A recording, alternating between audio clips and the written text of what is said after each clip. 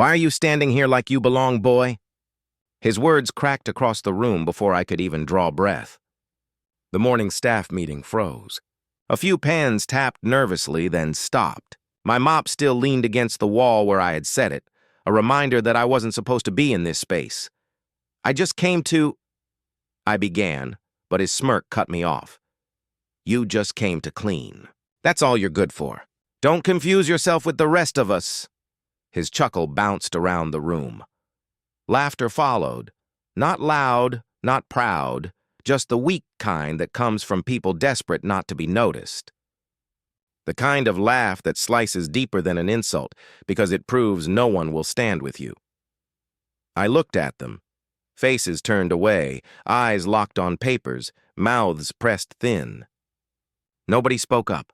Nobody ever did, you hear me? He pressed, leaning forward, his voice dripping mockery. Know your place. Floors, not chairs. A silence stretched. My chest tightened. Words rose in me but stuck like glass in my throat. One of the junior staff cleared his throat softly. We should, get started with the figures, he muttered, eyes flicking between us. The boss leaned back, satisfied, his grin wide. Figures can wait. Discipline first. Man here needs reminding. His words dropped like stones. I felt my pulse in my temples hot and sharp. Mr. Harris, I whispered, forcing my voice calm. My hands clenched behind my back. One day this floor will be mine. He barked out a laugh, short and ugly. You, owning a floor? That'll be the day.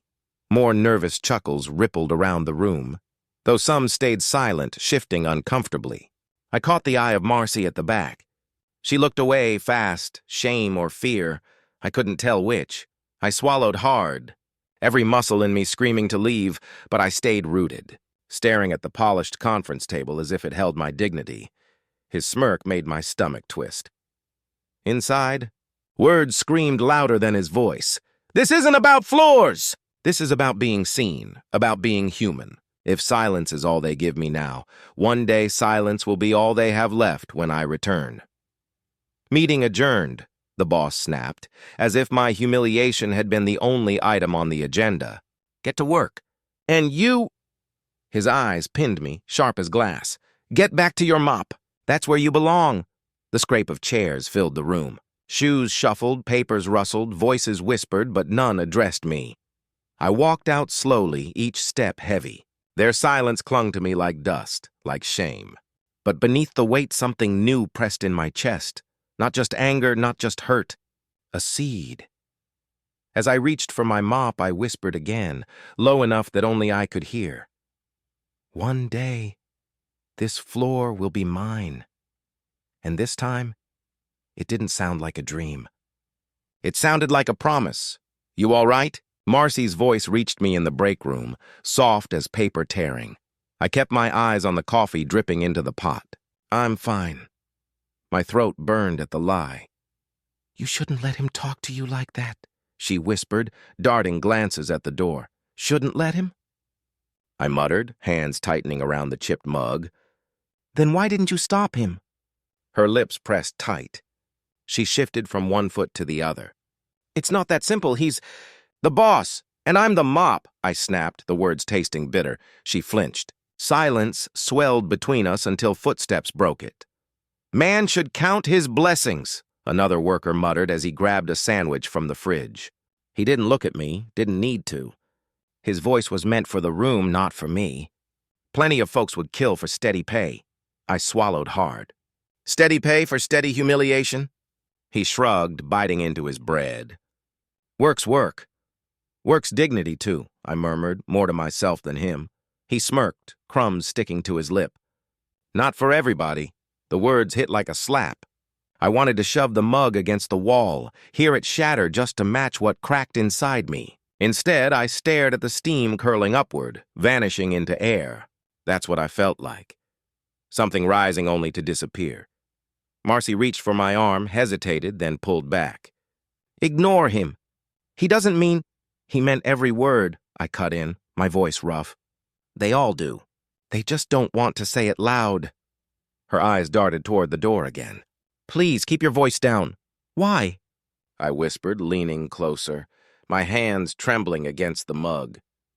Because truth is louder than comfort? She didn't answer. Her silence said enough. From the far corner, 2 others sat at the table. Their voices carried, low but sharp. Did you see his face when Mr. Harris shut him down? One chuckled. Like a deer in headlights? The other snickered. Should have known better than to stand there. Their laughter pricked at me, thin needles piercing skin. Funny thing, I said, raising my voice just enough. The deer always remembers the headlights. But sometimes the car remembers the crash. The room stilled. Marcy's eyes widened. The 2 whisperers froze mid-bite. For a second, the hum of the fridge was louder than breathing, then a forced cough. Chairs scraped. They left without a word. I stood there, the weight of silence pressing in. Marcy finally exhaled. You shouldn't. You can't talk like that. Why not? I muttered, setting the mug down harder than I meant to. Because it scares them to hear the man with the mop speak like he's more than the mop? She looked at me, eyes glistening but lips sealed. I leaned against the counter, my chest aching. Their words replayed, circling, stabbing. Count your blessings. Work's work. Not for everybody. Blessings? What blessing is it to be invisible until mocked? I gripped the counter edge, my knuckles white. I wanted to scream. Instead, I whispered, Their silence is worse than his insults. Marcy whispered back, broken. I know. But she didn't move closer. She didn't stand beside me, and in that moment, I understood. Even those who pitied me feared losing the scraps they were given. Their silence wasn't just weakness, it was complicity. I left the break room without finishing my coffee. The taste of betrayal stronger than anything bitter on my tongue. In the hallway, their voices still echoed. But in my chest, another sound grew, low, steady, unshakable. The murmur of a promise. The bus rattled beneath me, every bump a reminder of the morning's sting. I stared out the window, city lights sliding by in blurred streaks, but his voice echoed sharper than any horn outside. Know your place. Floors, not chairs. My hands tightened around the seat in front of me. The silence of that room clung to me heavier than his laughter. Their silence was louder than his insult. When I walked through the door at home, the weight followed me in. You're late, my wife murmured, wiping her hands on a towel. Her eyes searched my face. What happened? I hung my jacket slow, heavy. Work, her brow furrowed. Work doesn't make your eyes look like that. I sat at the table, my chest tight. My daughter slid into the seat across from me, her small hands fidgeting with a spoon. Dad, she whispered, why didn't anyone stand up for you?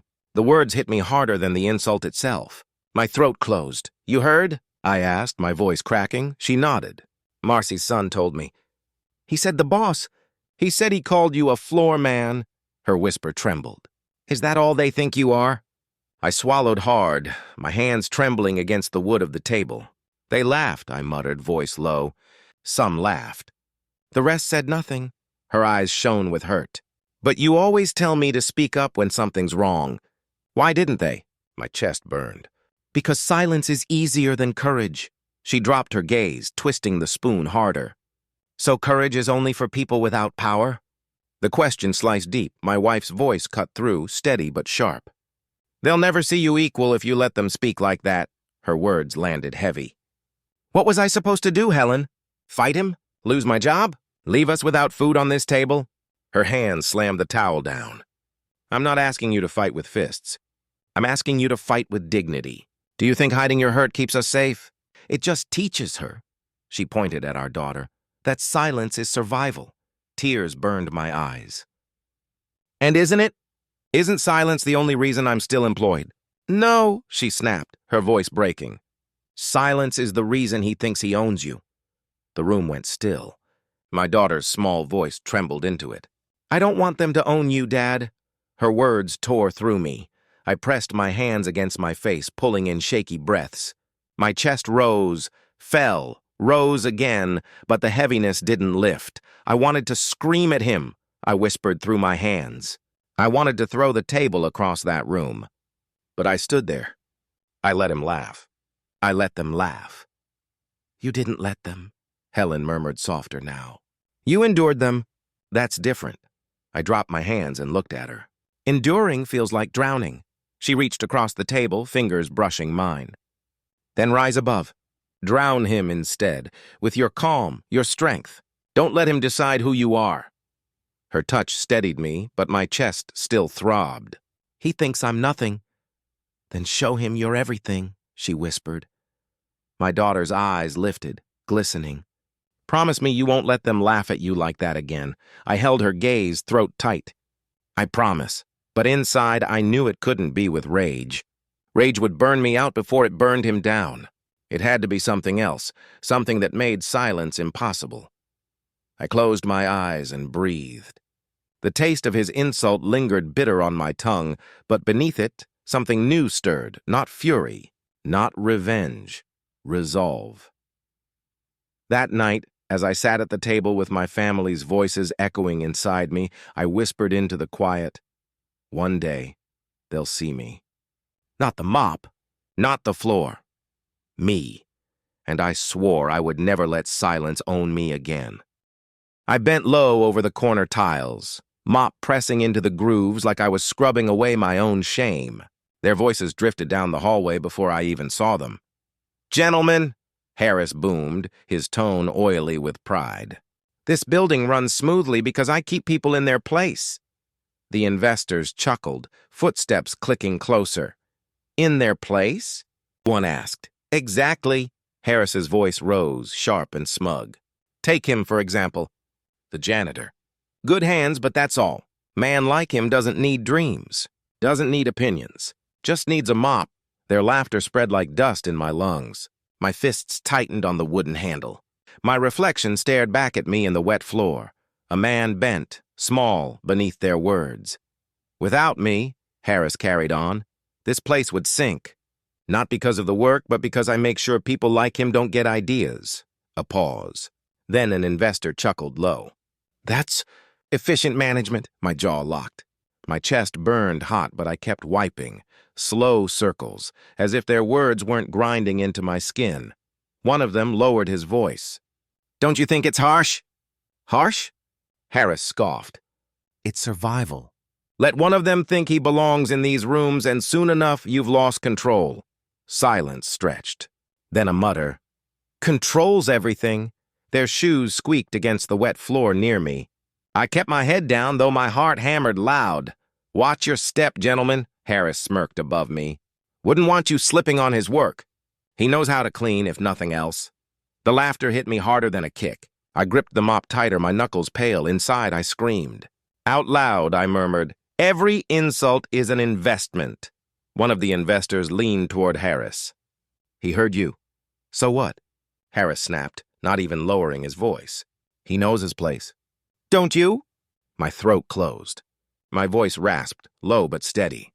"I know where I stand," Harris chuckled. "On your knees, boy." "That's where you stand." The words seared my ears. I stared at the wet floor, lines of dirt smearing into circles. Circles into nothing. That's how they wanted me, spinning in silence, leaving no mark. But my silence wasn't surrender. It was steel. I lifted my eyes just enough to meet Harris's grin. I didn't blink. I didn't flinch. He smirked, waved it off, and turned back to the investors. "See? No bite. Just bark in their heads." They walked away, their voices fading, their laughter trailing like dust behind them. When the hall was empty, I leaned on the mop, breathing hard. My hands shook. I whispered to myself, letting the words cut clean. Every insult is an investment in my resolve. And I swore I would collect the return. "Why are you standing there like a stray dog?" Harris's voice cracked across the lobby, sharp enough to cut the air. Contractors stood in a half circle, clipboards in hand, eyes flicking from him to me. I gripped the broom tighter. "I was finishing the floor," I muttered. He snorted. "Finishing the floor? You've been finishing floors your whole life. Don't wander where you don't belong. These men build. You just sweep." A ripple of uneasy chuckles passed through the group. My stomach twisted. Their laughter wasn't loud, but it was enough to remind me I was alone. One contractor cleared his throat. "Mr. Harris, maybe we should—" "Maybe we should nothing," Harris snapped, cutting him off. His finger jabbed at me. "This man needs to learn boundaries. Thinks he can just stand here, listening like he's one of us." The blood roared in my ears. I felt my jaw tighten, my fists trembling at my sides. "Say something, boy," Harris mocked, grinning wide. "Or are you too scared to speak in front of real men?" Something in me snapped, not with rage, but with clarity. I straightened, my voice steady though my hand shook. "One day," I murmured, loud enough for them all to hear. "You'll answer to me." The room froze. The contractor shifted, eyes darting between us. Some raising brows, others swallowing hard. The silence stretched heavy. Harris's grin cracked into laughter. He slapped his thigh. "Answer to you? A janitor? Lord, that's rich. Did you all hear that?" He turned to the men, still laughing. "He thinks I'll answer to him." A few chuckled nervously, but most stayed quiet, eyes flicking toward me with something else. Curiosity, maybe even respect. I held his gaze, refusing to look away. My chest thudded like a drum, but my voice didn't break. "You mock now. But the day's coming." He leaned forward, his face inches from mine. "And what day is that?" He whispered, smirk curling. "The day you'll have nowhere left to laugh," I whispered back. For a moment, silence reigned. His eyes narrowed, his smirk faltered, then returned sharper, uglier. "Get back to your broom before I throw you out on the street." I tightened my grip until my knuckles ached. "The street doesn't scare me," I muttered. Gasps rustled through the contractors. Harris barked out another laugh, though the sound carried more strain than before. "You're lucky I let you work here at all," he snapped. "Don't mistake pity for privilege." I stepped back slowly, chest rising and falling heavy.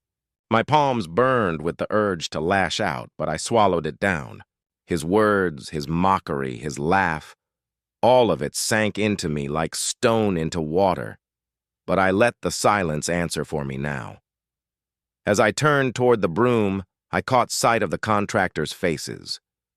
Their eyes lingered on me, wide, thoughtful. Harris muttered under his breath, "Know your place," I whispered, low and steady.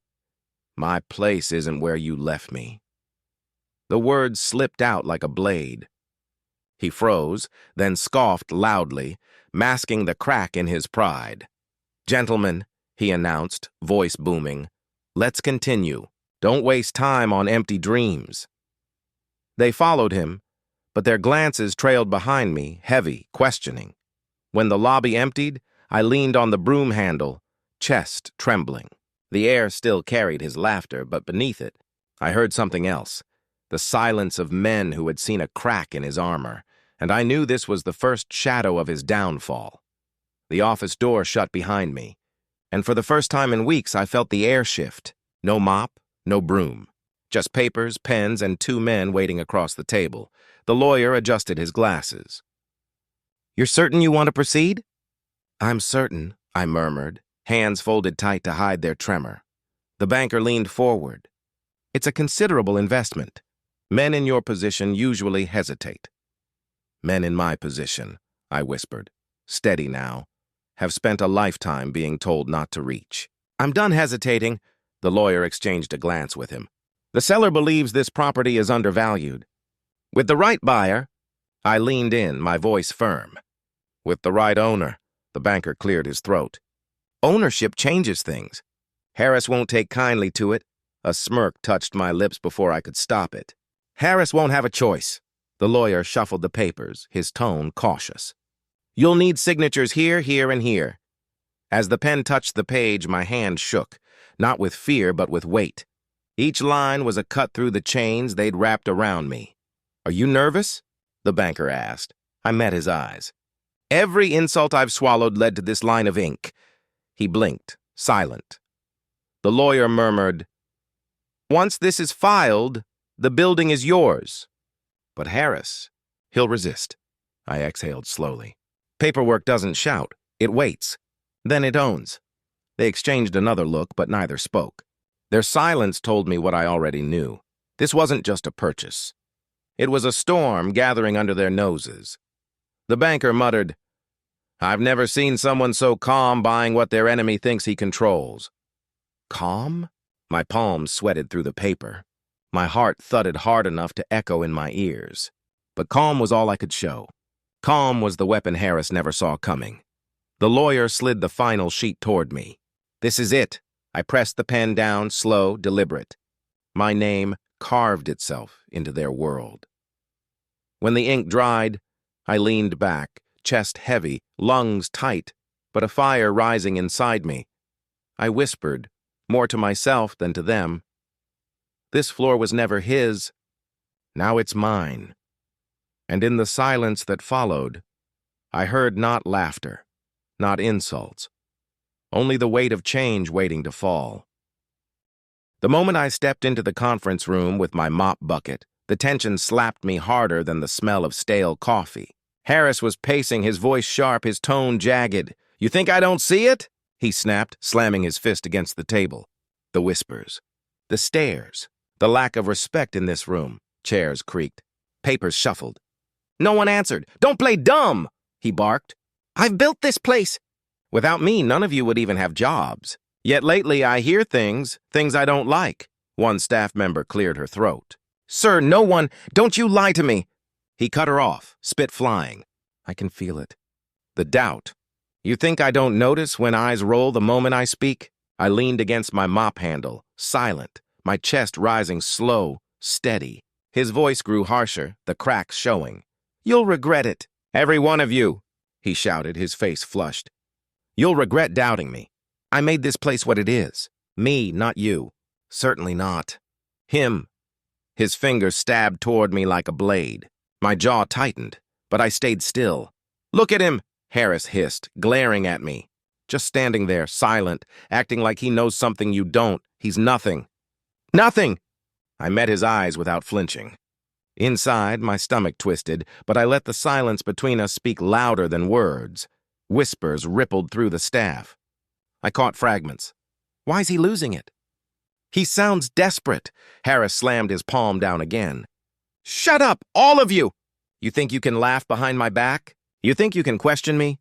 A man in the back muttered, almost too soft. "We don't need to laugh." "You're doing it yourself." Gasps spread. Harris whipped around, eyes wild. "Who said that?" No one answered. Heads dropped. Pens tapped nervously against notepads. "You're cowards!" Harris roared. "Every last one of you. You owe me loyalty. Without me, you're nothing." His voice cracked on the last word, and the silence that followed broke him more than defiance ever could. I breathed deep, the weight of the room pressing heavy on my chest. His power, once sharp as glass, was dull now, blunted by fear and his own unraveling. "You'll all regret this," he muttered, pacing faster, voice almost trembling. "You'll regret doubting me." The staff's silence wasn't submission anymore. It was rejection. They avoided his eyes, their gazes sliding toward me instead. Fleeting, but enough, and in that moment, I knew his collapse had begun. The meeting room buzzed with low chatter when I stepped inside, mop in hand like always. Harris stood at the head of the table, his voice sharp, his smirk sharper. "There he is," he sneered, pointing toward me. "The floor man who thinks silence makes him important. You see this? This is why discipline matters. When people like him forget their lane, the whole building suffers." Laughter trickled weakly from a few mouths. Most avoided my eyes, but their silence still cut. "Stand here, in front of everyone," Harris ordered, his grin wide. "Let them see what happens when a janitor confuses himself with an equal." My chest rose slow, steady. The pen strokes, the signatures, the weight of ownership sat heavy in my pocket like armor. I set the mop aside. "Enough." The room stilled. Harris chuckled, mocking. "Enough? You don't get to decide when it's enough." "Yes," I murmured, voice calm, firm. "I do." Gasps scattered like falling glass. Harris blinked, then laughed louder. "Listen to him. Thinks he runs the place now." I straightened, locking eyes with him. "You're addressing the building's new owner." The room collapsed into silence. "What did you say?" His voice cracked, more fear than authority. "You heard me?" I replied, steady as stone. "The deeds are signed. The ink is dry. This building isn't yours anymore." "It's mine," chairs creaked. Staff exchanged stunned looks. One whispered, "No, it can't be." Harris's face flushed deep. "You think you can waltz in here with your lies?" I stepped closer, each word measured. No lie. Every insult you spat, every laugh you fed them, it all built this moment. Paperwork doesn't shout, Harris, it waits. And now it owns. His fists clenched. You're nothing but a janitor. And yet, I whispered, you answer to me. Gasps again. A woman near the end of the table muttered. He bought it. He really bought it. Harris spun toward her, barking, Quiet! But his voice trembled. I didn't move. Quiet is what you demanded of me. Quiet is what they gave you. But quiet doesn't serve you anymore. It serves me. His eyes darted, wild, desperate. This is a trick, some scam. You can't? I interrupted softly. Like I couldn't stand in your meetings?